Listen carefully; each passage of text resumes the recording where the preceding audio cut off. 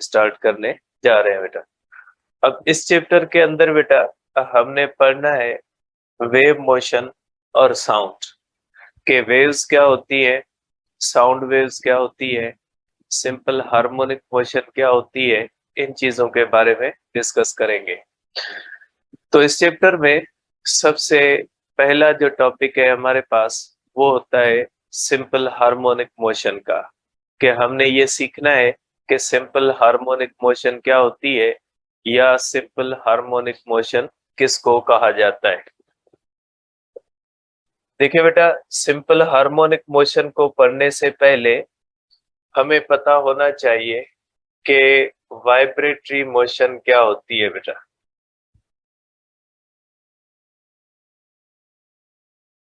Vibratory motion क्या है? क्योंकि सिंपल हार्मोनिक मोशन का ताल्लुक वाइब्रेटरी मोशन से, जैसे लीनियर मोशन का ताल्लुक ट्रांसलेटरी मोशन से है, बिल्कुल इसी तरह से जो सिंपल हार्मोनिक मोशन है उसका ताल्लुक वाइब्रेटरी मोशन से है। तो वाइब्रेटरी मोशन का मतलब है कि to and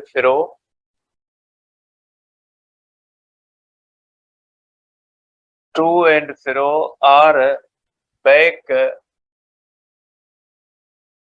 and fourth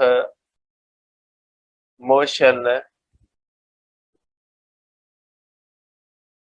of body about fixed point is called vibratory motion।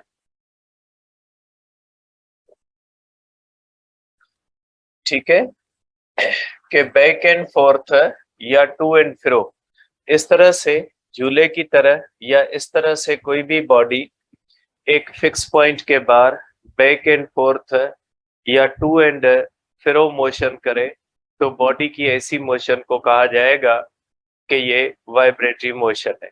आप इसको इस तरह से देख सकते हैं कि फॉर एग्जांपल हमारे पास बेटा एक बाल है, इस तरह से ये बाल एक फिक्स पॉइंट के बाहर बैक एंड फोर्थ इस तरह से मूव करता है। इस तरह से अगर इस तरह से मूव करता है किसी फिक्स पॉइंट के आगे पीछे, तो ऐसी मोशन को क्या कहा जाएगा? वाइब्रेटरी। जैसे ये बेटा इस तरह से ये जो मोशन होती है वाइब्रेटरी, या आप ये भी कह सकते हैं कि इस तरह से झूले की तरह हो बेटा, जैसे ये झूला होता है इस तरह से कोई बॉडी वाइब्रेट करे जैसे पेंडुलम होता है, तो ये जो इस तरह से मोशन होती है इसको कहा जाता है बेटा कि ये मोशन कौन सी है?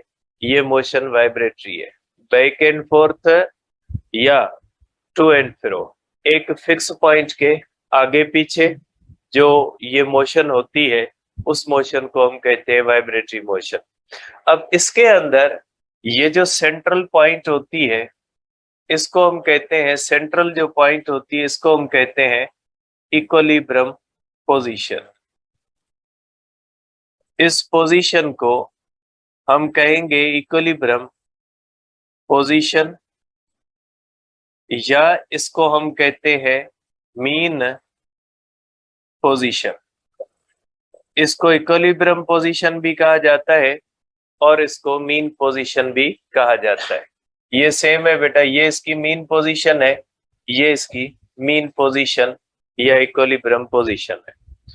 जिस पॉइंट के अबाउट ये vibe back and forth motion करती है उस पॉइंट को मीन पोजीशन या इक्विलिब्रियम पोजीशन कहा जाता है। और ये जो होती है इस तरह से बेटा, ये आप कह लें कि ये जो होती है इसको कहा जाता है एक्सट्रीम पोजीशन। एक्सट्रीम पोजीशन, ये भी एक्सट्रीम पोजीशन है और ये भी एक्सट्रीम पोजीशन है। इसको हम कहते हैं दोनों साइड पे, लेफ्ट साइड की एक्सट्रीम पोजीशन है और ये राइट साइड की एक्सट्रीम पोजीशन है। तो मीन पोजीशंस होती है और इक्विलिब्रियम जो है वो एक्सट्रीम पोजीशंस होती है। एक्सट्रीम पोजीशंस दो है, मीन पोजीशन एक है। ठीक है, तो ये दो इंपॉर्टेंट टर्म है जो आपके जहन में रहने चाहिए, इक्विलिब्रियम पोजीशन और एक्सट्रीम पोजीशन। ठीक है बेटा, तो ये हो गया इसका, ये आप कह सकते हैं कि पोजीशंस के नेम। इसके बाद इसके अंदर होता है बेटा एम्पलीट्यूड। अब ये एम्पलीट्यूड किसको कहा जाता है बेटा? अब इसके बाद जो दूसरा टर्म इसके अंदर आपको पता होना चाहिए, वो पता होना चाहिए एम्पलीट्यूड का, कि एम्पलीट्यूड किसको कहा जाता है। एम्पलीट्यूड को बेटा एक्स नॉट से भी जाहिर किया जाता है, वाई से भी जाहिर किया जाता है और ए से भी जाहिर किया जाता है। अब ये एम्पलीट्यूड होता क्या है बेटा? एम्पलीट्यूड की पहले डेफिनेशन में लिखता हूं, उसके बाद बताता हूं बेटा। एम्पलीट्यूड का मकसद होता है बेटा maximum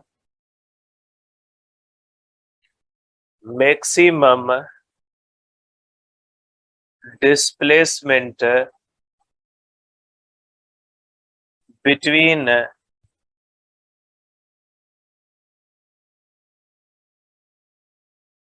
equilibrium position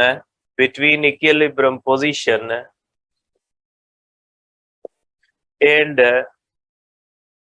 extreme position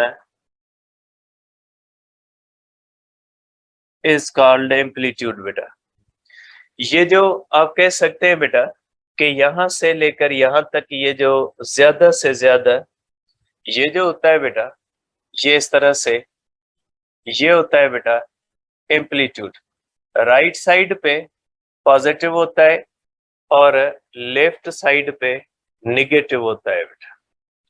amplitude vector quantity है और ये पॉजिटिव भी होता है, निगेटिव भी होता है। आप कहेंगे amplitude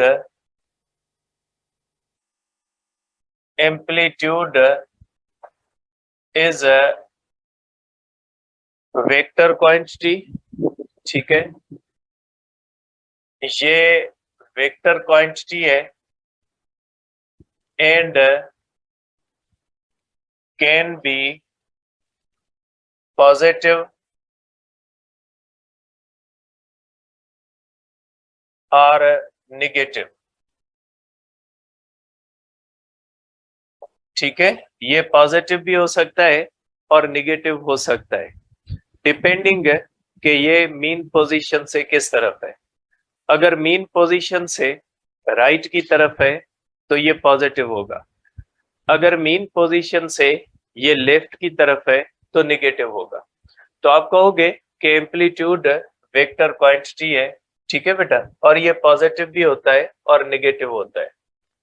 amplitude is always directed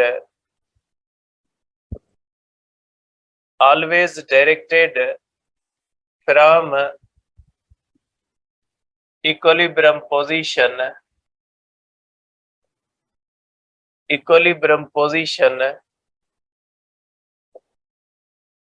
to extreme position। ठीक है बेटा, इक्विलिब्रियम पोजीशन से एक्सट्रीम पोजीशन तक तरफ इसका डायरेक्शन होता है बेटा। अब ये आप कह सकते हैं बेटा कि ये एम्पलीट्यूड जो होता है इसका डायरेक्शन किस तरफ होता है बेटा? इसका डायरेक्शन इस तरफ होता है बेटा एम्पलीट्यूड का। ये होता है बेटा, ये इसका एम्पलीट्यूड एक्स नॉट पॉजिटिव है, ये इसका amplitude minus x not positive है। इसका डायरेक्शन किस तरफ होता है? Always from mean position to the extreme position होता है। आप इसको इस तरह से कह सकते हैं कि अगर आप इसको यहाँ पे बनाए तो अगर ये टुवर्ड्स राइट जाती है तो ये पॉजिटिव, अगर यहाँ से ये टुवर्ड्स लेफ्ट जाता है बाल तो ये निगेटिव होगा बेटा। तो ये निगेटिव भी हो सकता है और पॉजिटिव भी हो सकता है।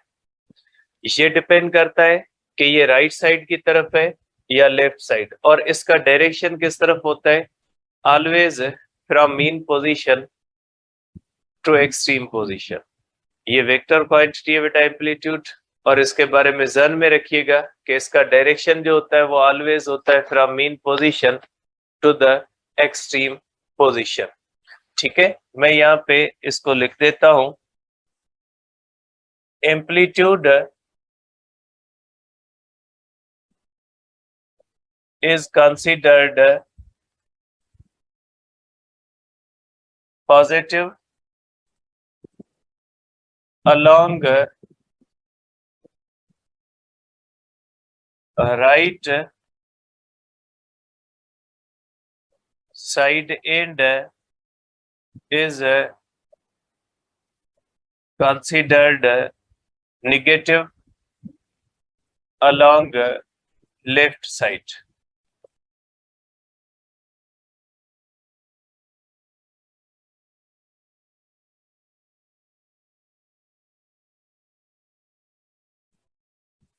ये इसका तरीका होता है। एम्पलीट्यूड जो होता है पॉजिटिव समझा जाता है राइट की तरफ और निगेटिव समझा जाता है लेफ्ट की तरफ।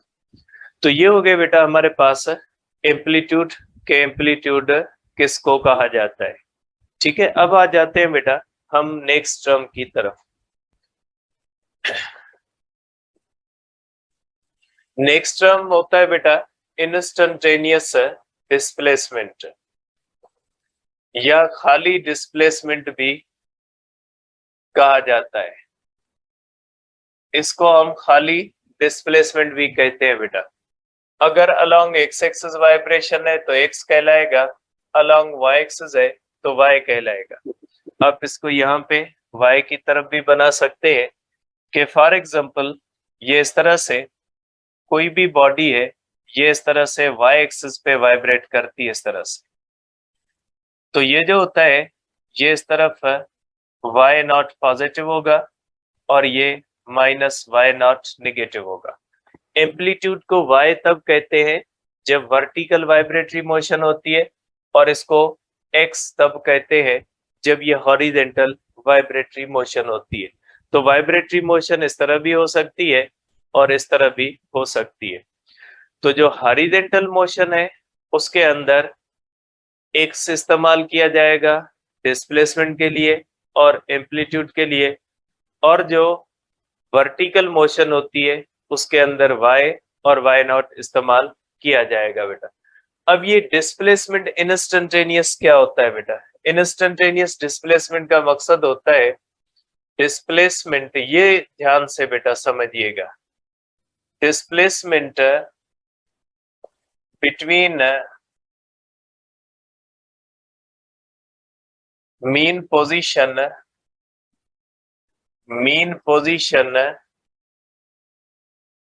displacement between mean position and position of body। देखिए ये बहुत ही इंपॉर्टेंट डेफिनेशन है कि इंस्टेंटेनियस डिस्प्लेसमेंट या डिस्प्लेसमेंट किसको कहा जाता है। तो बेटा बॉडी की पोजीशन के दरमियान और मीन पोजीशन के दरमियान जो डिस्प्लेसमेंट होता है उसको कहा जाता है इंस्टेंटेनियस डिस्प्लेसमेंट, या उसको हम सिंपली डिस्प्लेसमेंट कहते हैं बेटा। ठीक है, और ये भी जो है बेटा पॉजिटिव है, समझाता हूं, पहले इसकी पॉइंट लिख लो बेटा। ये भी वेक्टर है। Displacement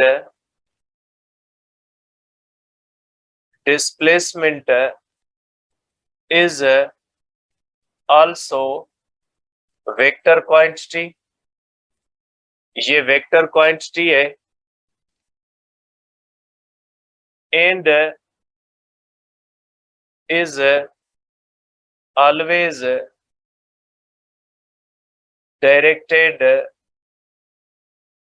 from mean position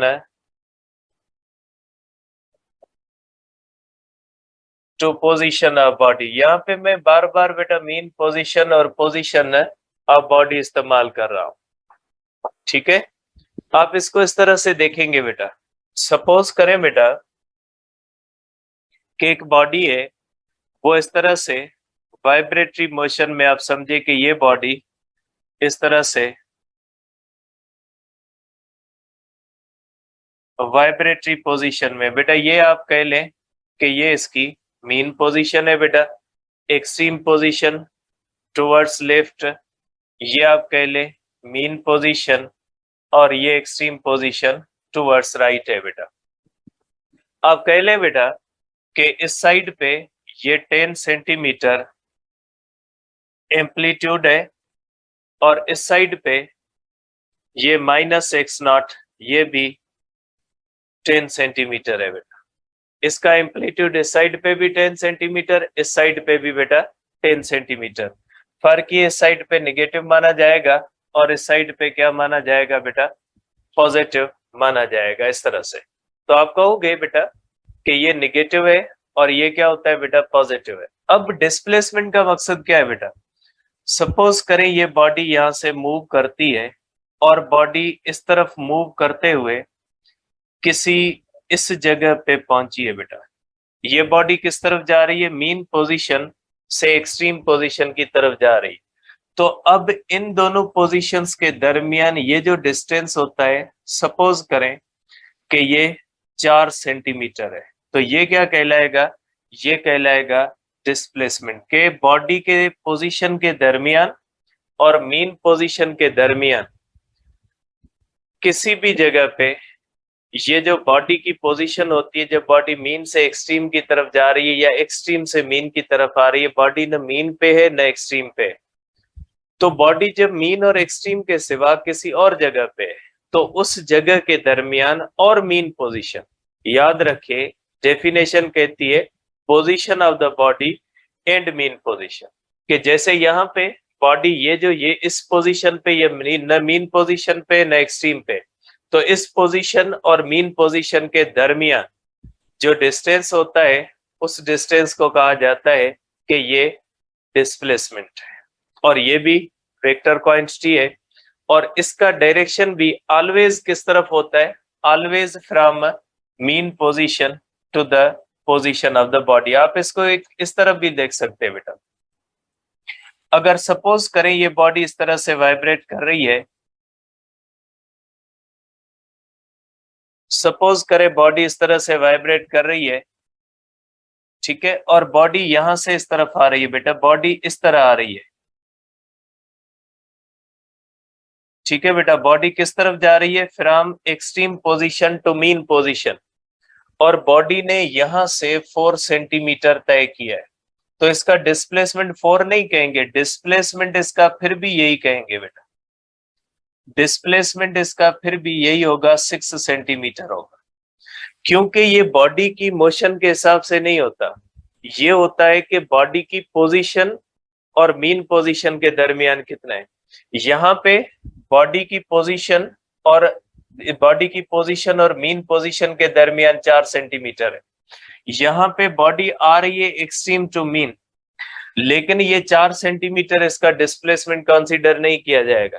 displacement किया जाएगा between position of the body and mean position. Position of the body और मीन पोजीशन के दरमियान क्या बच रहा है, ये 6 सेंटीमीटर है। तो आप कहोगे कि डिस्प्लेसमेंट बॉडी चाहे मीन टू एक्सट्रीम जाए या एक्सट्रीम टू मीन आए, लेकिन डिस्प्लेसमेंट हमेशा हम देखते हैं between mean position and position of body, ठीक है। तो ये ध्यान में रखिएगा कि भले बॉडी एक्सट्रीम टू मीन आ रही है, लेकिन वो डिस्प्लेसमेंट कंसीडर नहीं किया जाएगा जो बॉडी ने किया है। वो डिस्प्लेसमेंट जो बाकी रहता है वो डिस्प्लेसमेंट कंसीडर किया जाएगा। डिस्प्लेसमेंट हमेशा कंसीडर किया जाता है कि बॉडी की पोजीशन, इसमें ये नहीं देखा जाता बॉडी किस तरफ जा रही है, बॉडी किस तरफ जाए कितना तय करती है, वो मसला नहीं है। इंस्टेंटेनियस डिस्प्लेसमेंट का मकसद होता है बॉडी की पोजीशन के दरमियान और मीन पोजीशन के दरमियान क्या है, वो जो होता है वो डिस्प्लेसमेंट कहलाता है बेटा, ठीक है। तो इस सेंस में आप इसको कह सकते हैं बेटा। ये हो गया हमारे पास डिस्प्लेसमेंट बेटा। अब इसके बाद है हमारे पास बेटा ऑसिलेशन या वाइब्रेशन बेटा। ऑसिलेशन या वाइब्रेशन बेटा, ऑसिलेशन या वाइब्रेशन किसको कहा जाता है? ओसिलेशन या वाइब्रेशन का मकसद होता है बेटा one complete trip is called oscillation और वाइब्रेशन बेटा।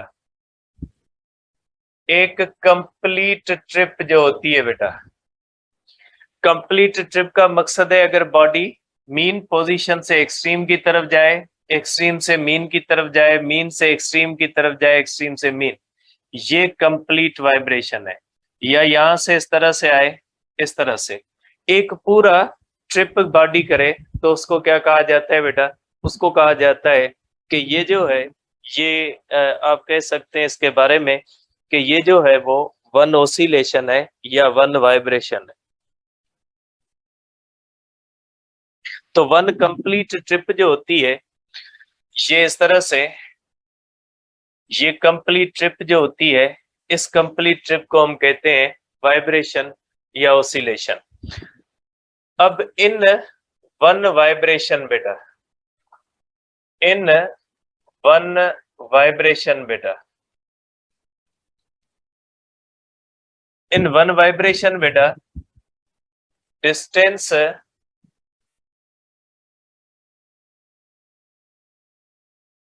कवर्ड,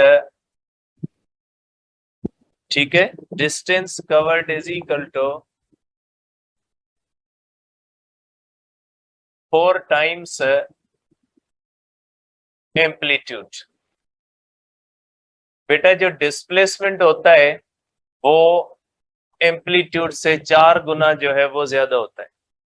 जैसे फॉर एग्जांपल अगर बॉडी इस तरह जाती है, एक एम्पलीट्यूड, दूसरा एम्पलीट्यूड, तीसरा एम्पलीट्यूड, चौथा एम्पलीट्यूड, तो जो कंप्लीट ओसिलेशन होती है, जब कोई भी बॉडी एक पूरी ओसिलेशन या वाइब्रेशन कर लेती है तो उसके अंदर बॉडी का जो टोटल डिस्टेंस होता है वो एम्पलीट्यूड से 4 गुना ज्यादा होता है।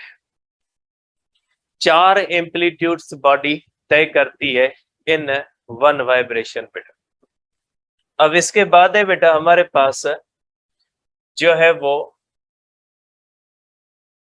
Time period. देखें बेटा टाइम पीरियड किसको कहा जाता है? टाइम पीरियड का मकसद है बेटा, ये कैपिटल टी से जाहिर किया जाता है। टाइम पीरियड का मकसद होता है वो टाइम जिस टाइम के अंदर कोई भी बॉडी पूरी वन वाइब्रेशन करे। वन वाइब्रेशन करने के लिए उसको जितना भी टाइम रिक्वायर हो उसको कहा जाता है टाइम पीरियड। तो आप कहोगे कि time required,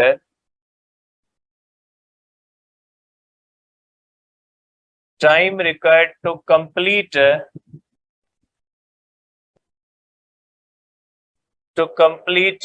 one vibration, one vibration or one oscillation। One vibration या वन ओसिलेशन को कंप्लीट करने के लिए जितना भी टाइम चाहिए उसको टाइम पीरियड कहा जाता है बेटा। जैसे ये कंप्लीट ट्रिप करने के लिए जो टोटल टाइम चाहिए उसको टाइम पीरियड कहा जाता है। इसके बाद होता है बेटा इंस्टेंटेनियस टाइम बेटा। इंस्टेंटेनियस टाइम किसको कहा जाता है बेटा? स्मॉल टी जिसको कहा जाता है, ठीक है। Time required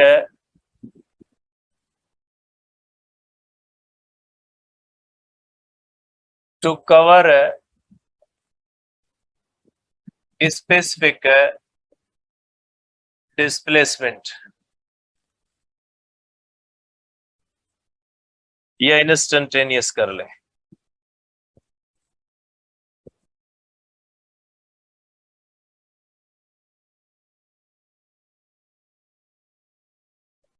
instantaneous displacement is called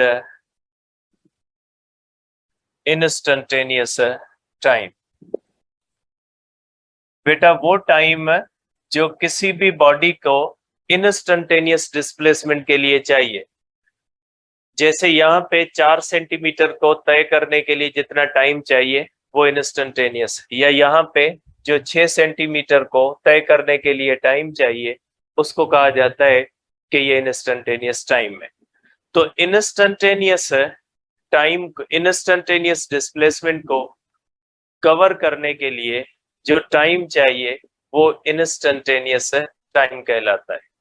और पूरी वन वाइब्रेशन या वन ओसिलेशन का जो टाइम होता है उसको टाइम पीरियड कहा जाता है। दोनों में फर्क है बेटा।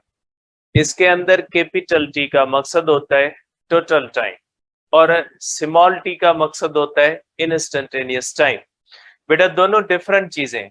अगर सिंपल हार्मोनिक मोशन में कभी इस तरह आ जाता है तो आप इसको खत्म नहीं कर सकते, इसलिए कि ये टोटल टाइम है, इसकी वैल्यू अलग होगी, और ये इंस्टेंटेनियस टाइम है तो इसकी वैल्यू अलग होगी। ठीक है, तो इंस्टेंटेनियस डिस्प्लेसमेंट को तय करने का जो टाइम होता है वो कहलाता है बेटा कि इंस्टेंटेनियस, ये जो है वो टाइम होता है बेटा। ठीक है, तो ये हो गया हमारे पास बेटा इस तरह से। अब इसके बाद होता है बेटा पीरियाडिक मोशन। के पीरियाडिक मोशन किसको कहा जाता है बेटा? पीरियाडिक मोशन का मकसद होता है कि motion in which body in which time of each vibration is same. बेटा ऐसी मोशन जिसके अंदर हर वाइब्रेशन का टाइम सेम हो। अगर एक वाइब्रेशन 10 सेकंड में तो दूसरी भी 10 सेकंड में, तीसरी भी 10 सेकंड में, तो ऐसी मोशन जो होती है इसको कहा जाता है पीरियाडिक मोशन। पीरियाडिक मोशन का मकसद है ऐसी मोशन जिसमें हर वाइब्रेशन का टाइम सेम हो बेटा। इसके बाद है बेटा हमारे पास फ्रीक्वेंसी। फ्रीक्वेंसी का मकसद है बेटा नंबर ऑफ वाइब्रेशंस पर सेकंड। नंबर ऑफ वाइब्रेशंस पर सेकंड बेटा। एक सेकंड के अंदर कितनी वाइब्रेशंस होती है उसको कहा जाता है बेटा फ्रीक्वेंसी। कि एक सेकंड के अंदर कितनी बार वाइब्रेशन हो रही है। अगर 5 बार है फ्रीक्वेंसी 5 हर्ट्ज है, 10 बार है तो फ्रीक्वेंसी 10 हर्ट्ज है। तो नंबर ऑफ वाइब्रेशंस पर सेकंड को हम कहते हैं कि ये जो है बेटा, ये जो है वो इसकी फ्रीक्वेंसी हो जाती है, जिसका यूनिट हर्ट्ज हो जाता है बेटा। अब आ जाते हैं आगे बेटा। अब हम करते हैं सिंपल हार्मोनिक मोशन को।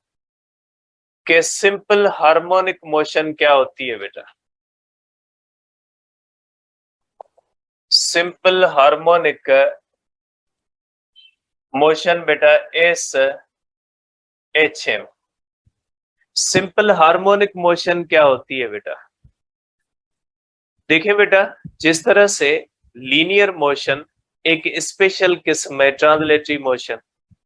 अगर कोई भी बॉडी ट्रांसलेटरी मोशन में है और वो स्ट्रेट लाइन में मूव करती है तो बॉडी की ऐसी ट्रांसलेटरी मोशन को लीनियर मोशन कहते हैं।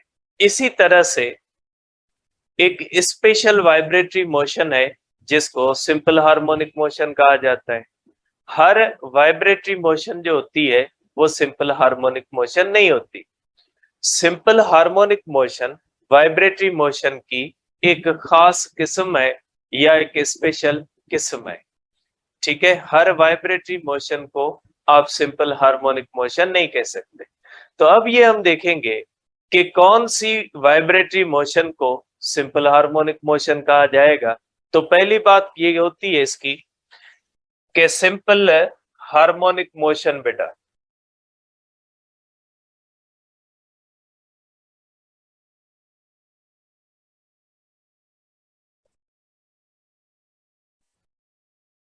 motion is a special type of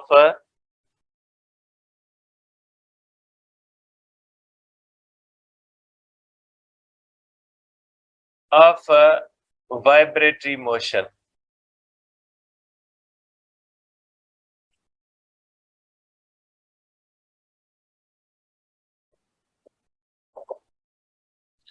अब ये एक ऐसी वाइब्रेटरी मोशन होती है बेटा जिसके अंदर दो तीन चीजें होना जरूरी है कि कौन सी वाइब्रेटरी मोशन जो होती है वो सिंपल हार्मोनिक मोशन कहलाएगी।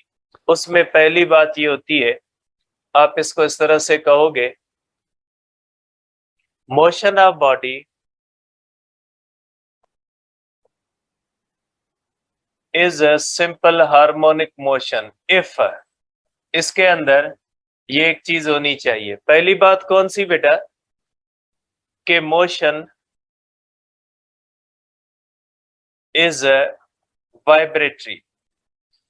बेटा simple harmonic motion vibratory motion का किस्म है कि किसी भी बॉडी की ट्रांसलेटरी मोशन को आप सिंपल हार्मोनिक नहीं कहोगे, रोटेटरी मोशन को आप सिंपल हार्मोनिक मोशन नहीं कहोगे। नंबर 2 के पीरियाडिको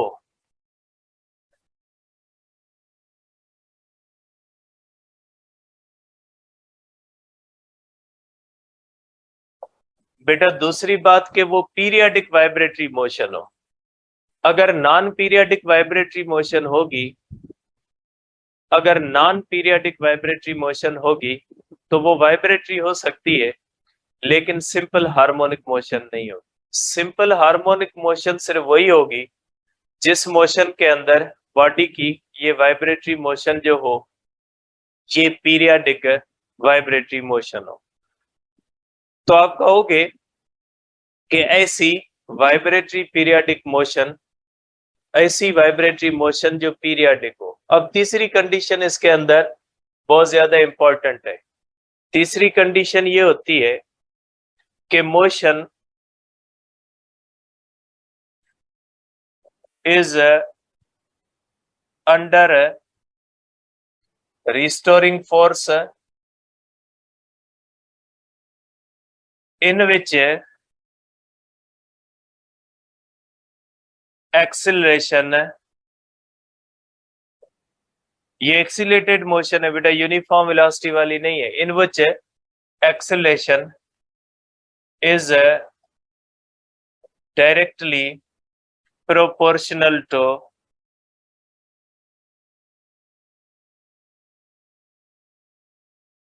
डिस्प्लेसमेंट, ठीक है, having direction of acceleration always towards mean position and against beta, always towards extreme position or, ठीक है बेटा, ये जो सॉरी एक मिनट बेटा, towards mean position and opposite to the direction of displacement, ठीक है बेटा। आप ये कह सकते हैं कि ये एक ऐसी मोशन होती है जिसके अंदर एक रिस्टोरिंग फोर्स काम कर रही होती है, और जब किसी भी बॉडी के ऊपर कोई फोर्स काम कर रही होती है तो उस बॉडी के अंदर एक्सीलेशन भी पैदा होती है।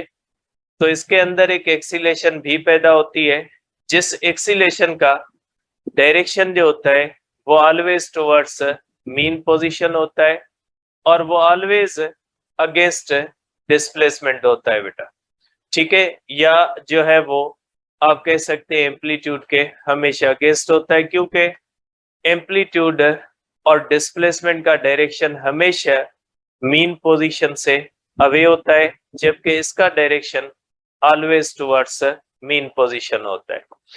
तो आप कहेंगे कि ये एक खास किस्म है वाइब्रेटरी मोशन का, ऐसी वाइब्रेटरी मोशन जिसके अंदर बॉडी जब वाइब्रेट कर रही है तो वो रिस्टोरिंग फोर्स की वजह से वाइब्रेट कर रही है, और उसके अंदर एक एक्सीलेशन भी हो और उस एक्सीलेशन का direction always towards mean position हो और always opposite to the direction of displacement हो। आप इसको इस तरह भी कह सकते हैं कि acceleration is always is proportional to the negative of displacement.